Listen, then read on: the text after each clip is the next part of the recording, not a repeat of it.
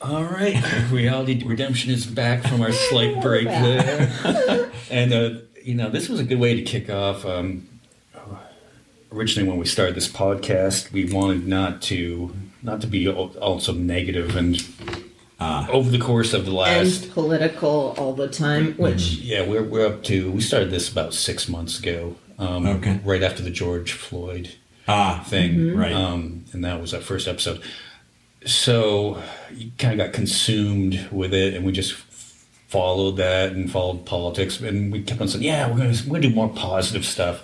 And I think after the election, there was sort of a weight lifted, and things started to feel okay. Well, things are gonna be okay again, and this is kind of a perfect way to kick off Nice. what we're trying to do here. Nice. I know I'm feeling a whole lot better Yeah, Yeah. just ever since.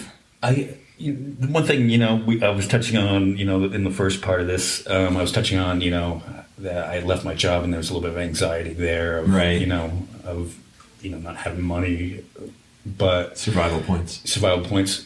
But I did feel a sense of relief, and it was like weight was lifted, and I had better outlook, and certain things are going on in my personal life that are better, and that helps, and. I look at my kids, and my kids are smart and bright, and I'm like, okay. And, I've been trying to focus more on that, on the positive stuff, and then Yeah, all the good for negative you. energy, which gets you down. Oh, yeah. Don't watch the news at night anymore, and Right. stuff like that. Well, you're doing There's- a lot better. Even when you came over, you've been smiling a lot more. So something's working. Nice. Well, it's interesting because David R. Hawkins was a scientist who discovered something called the map of consciousness, or I call it the emotional frequency chart.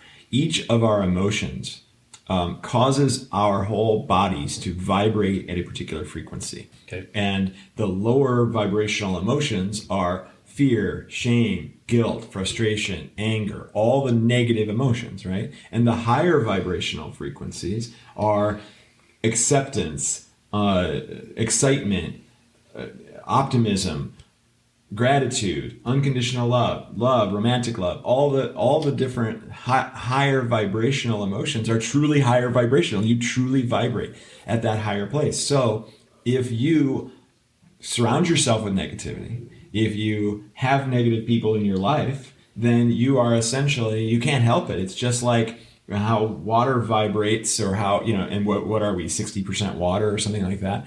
So we take the shape, essentially, of our emotional experiences. And emotions are just frequencies, right? So, and we are radio receivers tuning into those frequencies.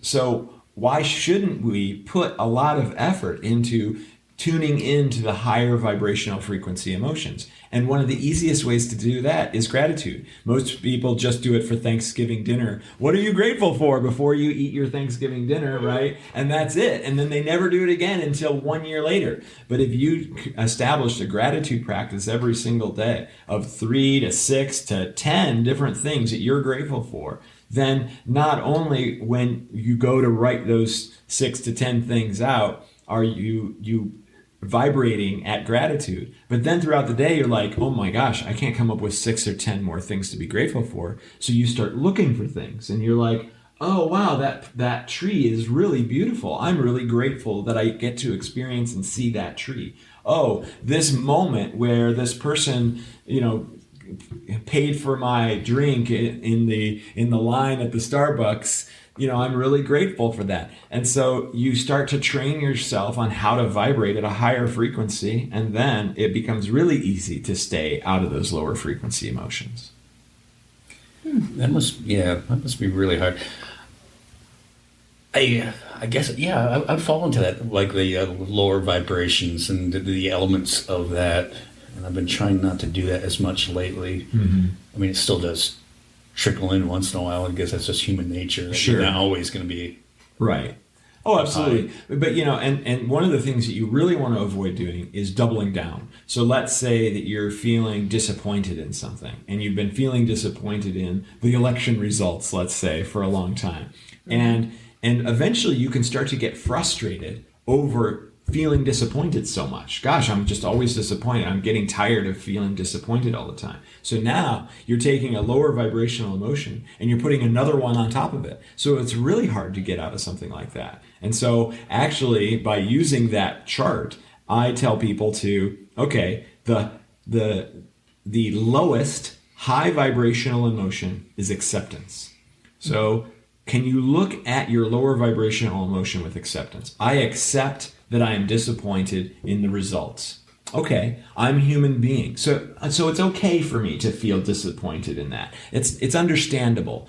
So I don't have to beat myself up over it. And I also know that all human emotions are temporary. You are never going to experience one emotion your entire life. As a matter of fact, you're probably going to experience like 10 in an hour in any given day. And human emotions are very quick to come in and to leave. So if you can look at it kind of in that way and go, all right, I accept that right now I feel disappointed, and it would be good if it went away soon, but it doesn't have to. I know that it will eventually. Then you can move up to the next one. And the next one is, what is the next one? Shoot. Let's just move up into optimism. I am optimistic that I'm going to be able to get over this. I am optimistic that this is actually, maybe it's even going to be helpful. Is there some way that I can look at this disappointment and learn something about myself, learn some sort of incredible lesson, and be a better person as a result of experiencing that disappointment for that long? Oh, yeah, maybe there is something like that. Okay, moving up the chart again. Excitement. Maybe I can be excited that I've been disappointed. Sounds strange, right? Mm-hmm. But you can be excited that you've gone through all of that you've grown from that you now can look at life completely differently because it taught you something. Okay, so I'm excited about the fact that I felt disappointment. All right, the next one up is gratitude. Wow, I can be grateful that I had that disappointment experience because of all that it taught me. And if you can be grateful for something, then you can love something. And so there's no better way of getting yourself out of a lower vibrational emotion than by looking at it with a higher vibrational one. Right, yeah. I look at past personal disappointments. I don't want to say failures, but disappointments where things didn't turn out the way I wanted them to, and then you look back into the next thing that comes along, and you have that experience of going through that previous experience to be better at the next experience, right? And not doing the same mistakes and be like, oh, right. What could I have done better in that situation, right? And next time, don't do that, right? Yeah, there are no mistakes; there are only lessons. Yeah, that's the way that you look at that. All right. Let's see. Another one that I was looking at: energy vampires and empaths. Okay, because I think Sarah and I are empathetic people. I mean, I know we are. I think sometimes I'm too much of one. Honestly. Even your astrology stated that, if you remember today. Oh, yeah. You looked at that. my more drawn out astrology chart. Yeah, it's very interesting. You guys were doing astrology earlier? Yeah, a little bit, yeah. Really? Like to find out your moon sign? Yeah, there's all kinds of different signs. Each of the planets has something to do Saturn with your experience in life. And this is another one of those things where I was like, astrology's crap. It's just, you just apply some stupid stuff and everybody believes it. It's fun to read. Right. But actually what I found is that I went to an astrologist when I was first learning how to do all this.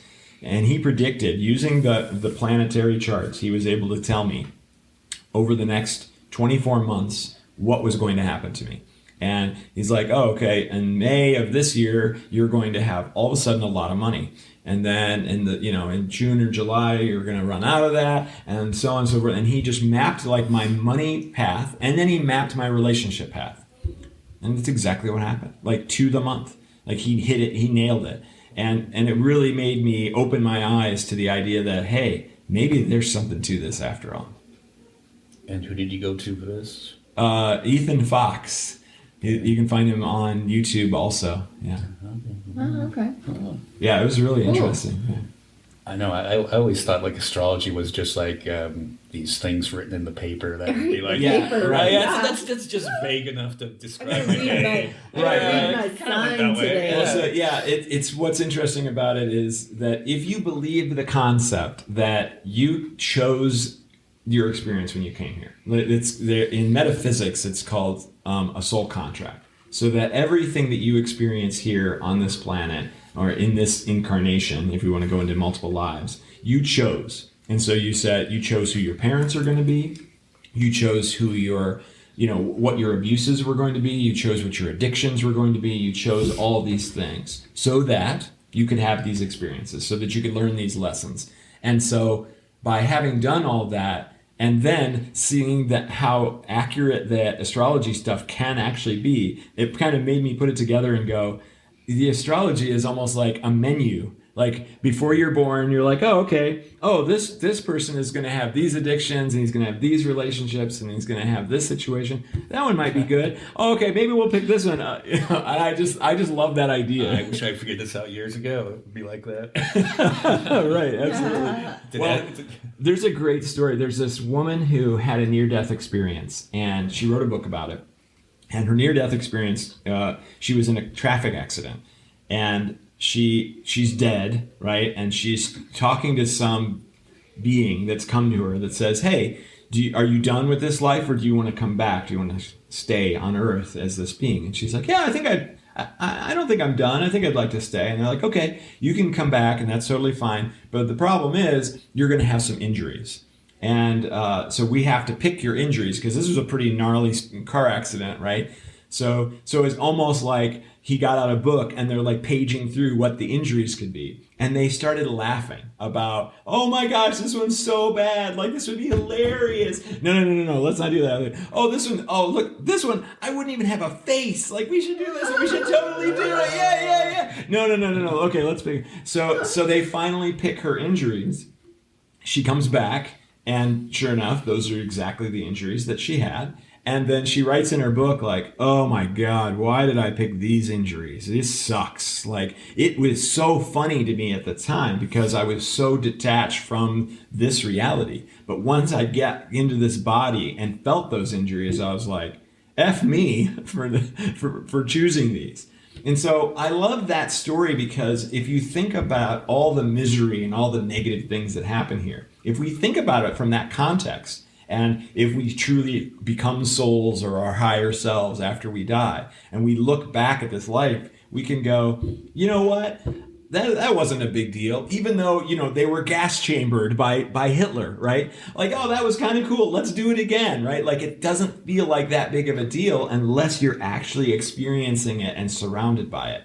So I just love that way to look at life, that this is all almost just an experiment, just something to experience, to try all the things. If I were injured in a car accident and they had to amputate my arm, and so now for the rest of my life, I get to only have one arm. I get to learn how to button a button with only one hand. I get to experience driving with only one arm or whatever. I get to choose if I decide that that's an amazing experience or if it's a terrible one. I could decide that my life is ruined and it's over and I wish that had never happened and be miserable for the rest of my life.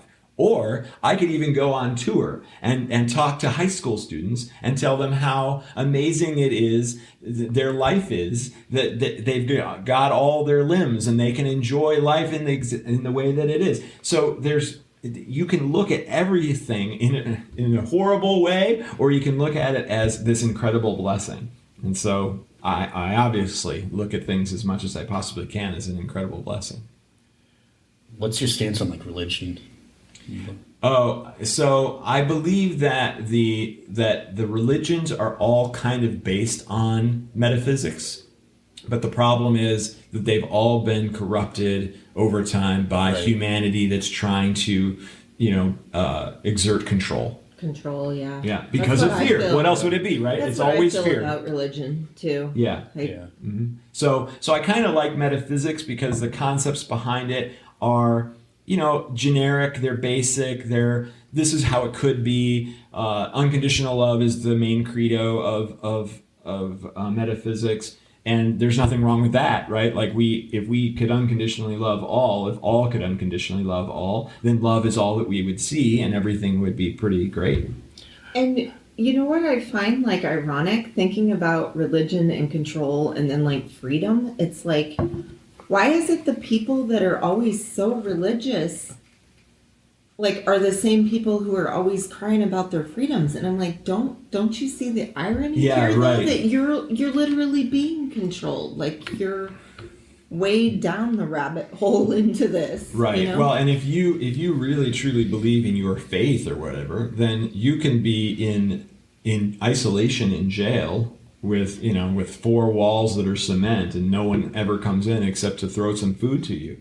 And you can be in complete bliss because you are with your God, the whole time. There's nothing else to interrupt you from that incredible relationship. So, right. There's no matter what happens to you, the more religious or the more spiritual you are, the more happy you can be. And so there's almost nothing to complain about at that point.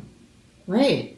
Well, yeah, I mean, a lot of uber religious people are pretty miserable people and a lot of really angry. Yeah. They're angry all the time, like always yelling about everything. But it's the same stuff. It's all about fear. And so they're using religion to try to make themselves feel better about all the fear that they feel. And they don't realize that their biggest problem is they're being so controlled, and like that's maybe what makes them afraid. Sure. Yeah. Well, if you think that your God judges you and is angry, then, oh my gosh, can you think of more fear? Like, that's the worst possible fear situation you can imagine, right? Well, usually it comes down to one side of political leaning or not. And I always thought, if you followed the teachings of Jesus, you'd be more inclined to be more progressive because you would love everybody. Exactly. All this hippy-dippy. And right. He would have been a communist, Yeah, so, for sure. Like, yeah. Or a socialist, call it whatever you want. He definitely wouldn't have been a capitalist. No, for sure not. Yeah, I mean, it's strange. Yeah, because we were touching on the previous last week about Bernie Sanders and right. how he just wants to take care of everybody. He wants everybody level playing field for everybody. Mm-hmm. Right. And that's not mean that rich people can't have money, but that just means like the best part of society is when you reach down and you take the lowest and you lift them up. Right. Maybe not to your level of richness, but you raise them up so that those people will be healthy too. There's actually within us a reward system, right? It's the melatonin or serotonin and dopamine response that you get for doing all kinds of things in this world. Obviously we get positive responses when we drink water when we're thirsty. It's part of our programming, right? There's another one, and that is when you help others. You get a dopamine or a serotonin response from helping others. Why would we ever do that from a survivalist perspective? Because in our tribe, we want to help our tribe members because we have a better chance of surviving in ancient Earth if our tribe members are healthy and happy and supporting each other. So we are actually equipped with a reward system for helping others, but we choose not to use it because our system, the survival point system, prevents us from thinking that it would make any sense. Oh, you shouldn't waste your time helping others without compensation. You shouldn't waste your money helping others without compensation. And so one of the reasons that people that are ultra rich are unhappy is if they're not putting their time and effort into helping others, then they continue to become more and more and more unhappy. Yeah, like I've been told that I'm a sucker because I donate to a few various charities. Like I even donated my whole. You would get rid of your survival points for that? My gosh, what is wrong with you? I shared my survival points because I'm like, right. I knew, like with the stimulus check, I'm like, I'm considered like an essential, so my life hasn't really changed in the economic aspect of my life. So I was like, Well, there's people who are like really hurting, so I was like, Yeah, exactly. Yeah, it's beautiful. Right. Yeah. And it made me feel better. Right. And I kind of wonder where humans went away from that tribal instinct of taking care of each other. I mean, because in the animals kingdom, like wolves, like a pack of wolves. Right. Like, you'll have the weaker wolves. I forget where they fall. Do they fall behind? But you always have a strong wolf behind the weakest one to protect it, to be looking out from the back. Oh, okay. Or like herds of elephant, they all look out for each other. Well, Right. yeah, and if you think about primates that are like pulling ticks off of each other and stuff, Yeah. they're definitely very much a like community sort of thing for survival. I mean, it's a wonderful, beautiful thing. So but again, we already talked about this, but fear is what causes us to isolate ourselves and to try to just survive for ourselves and be damned everybody else. Well, I mean, Yeah. it shouldn't be like that. No, we shouldn't. But at the same time, we can't blame everybody for that, right? We can blame the system a little bit for sure, because that's the system that they were raised in, that they were taught, that they fully believe in and have no other idea. Anybody who's listening right now is like, yeah, what you're saying is great, but what's the solution, right? Well, what's the alternative? And one of the things that's amazing about it is that if you go out and follow your passion and help people, if that's what your passion is, then you will find everything that you need. You don't even need to have a survival point based strategy. You just have I follow my passion and I know I will get whatever I need to survive. And it happens over and over and over and over again. When you follow that passion, things line up magically to give you whatever you need. Like the power of positive thinking, of not believing that you're going to fail. My phone's doing something weird here. Okay. Let's talk about your comic book again. Okay. We touched the surface of it, but Right. Yeah. If one of the really cool things is that I'm working with a scriptwriter who's written the pilot episode for the comic book, turning it into a TV show. Cool. Yeah, and I know now I keep meeting more and more producers in Hollywood and in different. Actually, Albuquerque is becoming one of those hot seat places where there's a bunch of studios that are starting up there. There's like a Netflix Ever studio. since Breaking Bad. Right, yeah, right. Yeah. So I know a couple of producers around. So we are going to be working on turning it into a TV show. So there's no doubt about it. that's cool. Yeah. All right. Mic check. No, it's going I like gotta haywire, say this. this one. But yeah, I mean the basic premise again. I can just go over it real fast. We have a greedy corporate analyst who has this experience where he is changed and he can only help other people now instead of making money for himself. And he's the reluctant hero. He does not want to just help others. He does want to make money for himself because he's got a big house and he's got a beautiful wife, and they just want to continue to be, to strive and succeed and live the American dream and go on vacations and whatever. But now all of a sudden he's stricken with this need to help others. So he's going out and doing it, like I said, reluctantly. But in the process, he discovers that every time he helps someone, they get it too, so that they're compelled to help others. And so it is my way of spreading enlightenment, essentially, to humanity. Okay, and they can download the first issue. Yep. Right, I did that today. I didn't have a chance to read it, but I did download it. Okay, cool. Yeah, free.righteouscomic.com. Yeah, and how many issues are there going to be? How many are there going to be? Probably around 30. We're working on 17 right now. So you already have the story arc in your head? Yeah, I already have it, like the basic outline written out. And actually, when I go to Albuquerque in a couple of weeks, I'll be visiting that scriptwriter, and we're just going to brainstorm the rest of it and get it all written out. Okay. Well, do you have a network in mind? Well, you probably can't say that. No, it's too early for that, right? Like, there's options. Okay, cool. Yeah. Cool. Seems like networks wouldn't want that positive. Well, Maybe they do a little Netflix, bit. though. So they do a little bit. It's interesting because there have been some shows not that long ago that started up. New Amsterdam.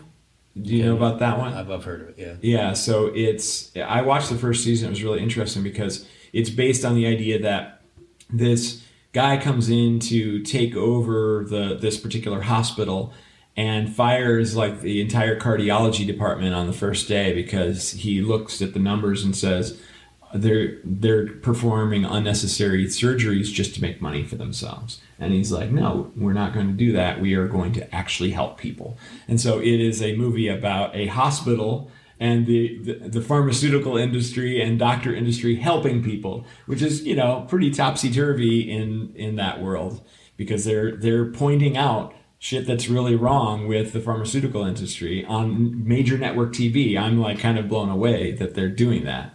Mm-hmm.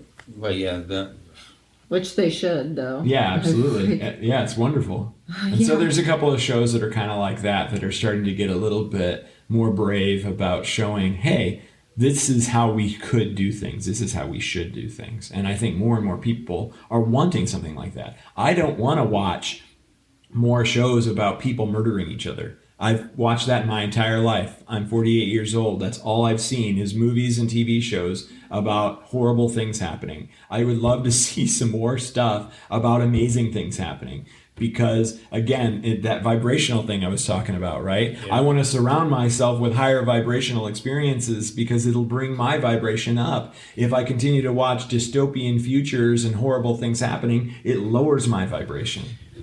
And do you think the comic book would be a good way to introduce kids to this at a younger age? Because, like you were saying, of people that attend your classes, they've already gone through trauma. They've already gone through negative experiences. They're trying to fix themselves and get to a better spot. But how about if we program kids at a younger age to... Yes. To tune into the higher frequencies and not the lower frequencies. Absolutely. I try to do it with my kids. I try to build them up, and I don't, talk down to them. I always try to keep them up Good here. for you, Dad. Not down here. Good job. But they have anxiety though and stuff too. So yeah, they're just like us. I think that there are lots and lots of people that are super passionate about doing what you just described. I'm not necessarily super passionate about that. My comic book, which is kind of funny, is not really written for children. It's written for adults because it's about the corporate world. It's about corporate America. And so I've had some teenagers read it and love it, but at the same time, anybody much younger than that is probably like, what the heck is this? I don't even understand what's happening here, right? So I'm skewed a little bit in my age group, but because I work with people that are adults that have had these childhood traumas, it's easier for me to associate that with my entertainment that I'm creating also. Your kids would understand it though, because your kids are into they know.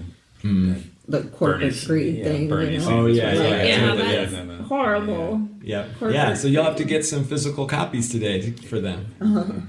Why do you have them on you? Yeah. Oh, really cool. I sure do. Yeah. Oh, nice.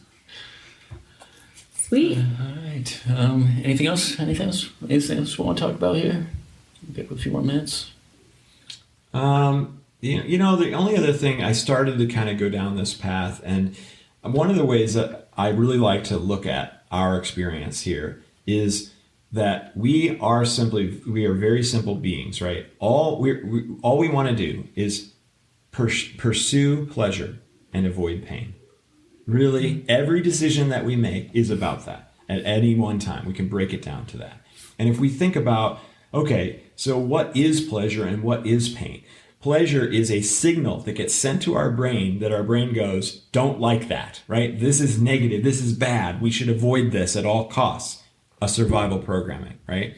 A positive experience. It's the same. It's a signal. It's almost no different than a pain one, right? But our brain interprets it as pleasurable. If I'm being massaged, then it's pleasurable. But if I'm being stabbed in the same spot, it's pain, right? And then all emotions are the same way. When we have a negative emotion, we are receiving a negative feeling about that emotion. Fear feels bad. Why does fear feel bad? So that we don't put ourselves in situations where we feel it. Because if we are feeling fear, that means we could die.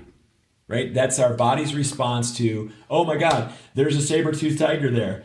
I don't like this feeling. I got to get out of here. But if you knew that, and if you remembered that, and you go, I don't want to go that way because that's where the saber-toothed tigers live. I don't want to feel that fear feeling anymore. I want to go this way and avoid that pain, essentially, that fear pain. So when we look at our lives as just something simple like that, then I try to equate it to something else that's simple. And I think, okay, the automatic vacuums, the Roombas that bump into walls and that bumps into a wall and it keeps bumping into it and turns a little bit and then turns a little bit until it finally gets itself free from the wall and it continues on. That's essentially what we are. We are just slightly more complicated than that. I am avoiding pain and I'm pursuing pleasure. Oh, there's pain over there. I'm going to go this way. Oh, there's pleasure over here. I'm going to go that way, right? So when we think of everyone on the earth right now, that's all they're doing. They're just running into walls, trying to avoid pain and to pursue pleasure. And all the decisions that everyone is making is based on this. And that extends up into leadership, right? And that's all they're doing as well. They're just trying to pursue pleasure and avoid pain. And so if we can transcend that thinking or just recognize that that's what we're doing all the time, then we can finally start to look at the world a little bit differently. Oh, these are just a whole bunch of Roombas, and I don't have to worry about that anymore. Where does judgment come from? If you're worried about people judging you, what is that judgment coming from? It's actually coming from that Roomba brain also. They're just trying to make themselves feel better, or they're just trying to avoid pain. So they're in the process of judging. So when we worry about what people think of us, when we worry about what's going to happen to us, all those things can always just be broken down into those simple two categories. I hope Roomba hears this because I need some survival points. I was going to say, we're all Roombas. What I learned, we're all Roombas in a video game looking for survival points. Right. Okay. Yep, exactly. Just one more question. Yeah, sure. Yeah. God, I might just quit there. All right. Now it's back. Jeez. What's going on? I don't know how this is going to sound later. Hey, it's good material. That's all that counts. Right. What do you think happens when we die? Oh, right. Okay. So this is a great one. Oh boy. I stumped him. No. It's a very long answer, and so I'm trying to figure out a way to do it fairly quickly. So I'm gonna have to do. Do we have another 10 minutes? Yeah. Okay. So I want you to imagine for a second, you can even close your eyes to do this. Imagine that you are omnipotent, that you are all powerful, and nothing has been created yet. So you are this being that has all knowledge. It's going to live forever, and it's infinite, and there is no such thing as time. You just live in the infinite now. So you are just simply existing. Nothing has been created, so you are alone. There cannot be any other beings there because you haven't created them yet. There cannot be two all-powerful beings because what if you wanted to make the world red and you wanted to make the world blue? Who would win? You have to be alone. So if you are alone with absolutely nothing going on whatsoever, then you finally go, well, I should probably do something with this. You can create anything that you want. So the first thing that you might do is you might create some beings, and they would know everything you know. They just are suddenly pop into existence, and maybe they sort of interact with each other, and maybe they even interact with you a little bit. So you're like, okay, this is interesting, I guess, but I know everything that there is to know about them. They know everything there is to know, and so there's almost nothing for us to talk about. Okay, well, this isn't that great. Let's try it again. So you're like, how about I make it so that they don't know that I exist as the ultimate infinite being and that they don't know why they're there. So now you observe them. Now they're talking to each other like, hey, how did we come into being? I don't know. How did we come into being? I have no idea. What's going on? I don't know. All right, well, cool. I guess we just sit here and wait. So again, you're like, it's a little bit better. I made some progress. It's a little bit more interesting, but it's still not that great. How about this? What if I made it so that they don't know that I exist and they can cease to exist? That they will exist for a certain amount of time, which means now you have to create the concept of time, and that they can die. Let's call it dying. Okay, and so now they are born, they exist, and they can die. This is getting a lot more interesting. And let's also put them on this world that's very treacherous, so they could die at any moment. Now, all of a sudden, these beings that you've created are experiencing all these different emotions. They're experiencing fear because they're trying to avoid death. They're experiencing romantic love so that they can create more beings. They're experiencing excitement because that's another survival emotion. They're experiencing anger and jealousy and all these different emotions because they all play into this interesting survival game that you've created. So you're just observing all this. And then you think to yourself, that's pretty cool, but I still know everything there is to know about them because I created them. And it's still impossible for me to feel any of those feelings. I can't be afraid because I know that I'm infinite. I can't have romantic love because there can be no amazing partner who is my equal. I can't have fear, excitement. I can't have jealousy. I don't get to experience all the amazing shit that they're experiencing. So you come up with one more amazing idea. And in this moment, you decide to forget that you are all powerful and you put yourself into one of these beings and you get to experience their lives as though you are them. And so all of a sudden, everything you take seriously. You can be surprised for the first time ever. Things can happen that you didn't anticipate. You can have all those emotions. You can have romantic love. You can have all these experiences. And then one day you die and you wake up from this dream and you say, oh my God, all this has been me. All of it was me. All the people that I interacted with, all the beings, all the planets, all the trees, all the mycelial network, like everything that exists, I created to give myself an experience. Let's do it again. Mm-hmm. And so I believe that is currently what is happening to all of us, that we are this infinite, all-powerful being that has intentionally forgotten who we are and experiencing these lives. And so that would explain why we create horrible situations, because those are equally as interesting as wonderful situations. Because to us, looking at it from this magical, unbelievable, all-powerful position, you can't experience either one until you get there. Then you finally get to, okay, so I'm going to be Hitler and I'm going to be all the people that I gas chambered. I'm going to be, Gandhi and all the people that I saved. I'm going to be all these different beings and try all this stuff out just because it's interesting. And so now we're coming from a place of non-judgment. Nothing needs to be judged. Everything is perfect exactly as it is.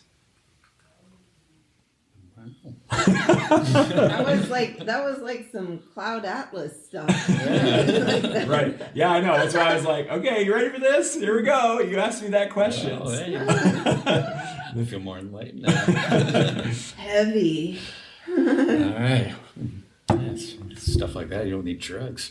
Like, it really makes you think. Like, it gets the wheels turning. Like, yeah. Yeah, and really, a place of non-judgment is a really interesting place to try to be in, because we are constantly in judgment. It's another survival characteristic, because if you think about it from a tribe perspective, if you had a member of your tribe that was yipping and yellering and stuff and attracting the predators to your tribe, you're like, shut up, like, I am judging you. You can't do this or we will all die, you dumbass. And if they continue to do it, you oust them from the tribe, right? Right. So judgment is another terrestrial earth experience. If we truly are these spirit beings, then judgment doesn't exist. It's only here.